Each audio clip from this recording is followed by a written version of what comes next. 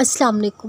لوگوں کو کہتے سنا ہے ہمارا پریشان ہو جانا اس لیے ہوتا ہے ہمارا ایمان کمزور ہے، ہم اداس اس لیے ہوتے ہیں کیونکہ ہمارا اللہ پر توکل نہیں ہے۔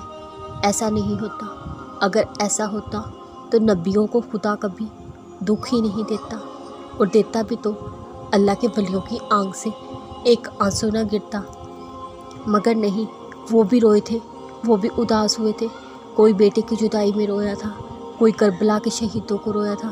اس کا مطلب یہ نہیں کہ اداس ہو جانا ایمان کی کمزوری ہے، اور یہ امتحان اللہ تعالیٰ ہماری اداسی کا نہیں لیتا بلکہ ہمارے توکل کا لیتا ہے۔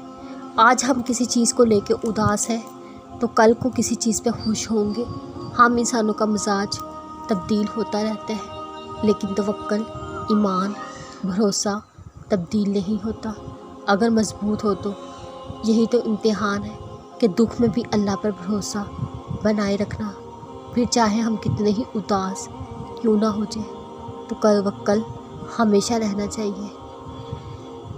پتہ ہے کن لوگوں کی دعا قبول ہوتی ہے؟ جو جلد بازی نہیں کرتے، اپنی دعاؤں پر یقین رکھتے ہیں۔ یقین سے مراد ان کا ایمان اللہ پر پختہ ہوتا ہے۔ لوگ انہیں لاکھ غافل کرنے کی کوشش کریں کہ تمہاری دعا قبول نہیں ہوگی، لیکن وہ لوگوں کی باتوں پر کان نہیں دھرتے۔ اللہ تعالیٰ بہت خوش ہوتے ہیں جب ان کا بندہ ان کے آگے اپنی التجائیں، اپنی حاجتیں بیان کرتا ہے۔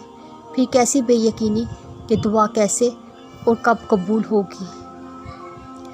رسول اللہ صلی اللہ علیہ وسلم نے فرمایا، بندے کی دعا قبول کی جاتی ہے بشرطہ کہ وہ کسی گناہ کی یا قطع رحمی کی دعا نہ کرے، جلد بازی سے کام نہ لے۔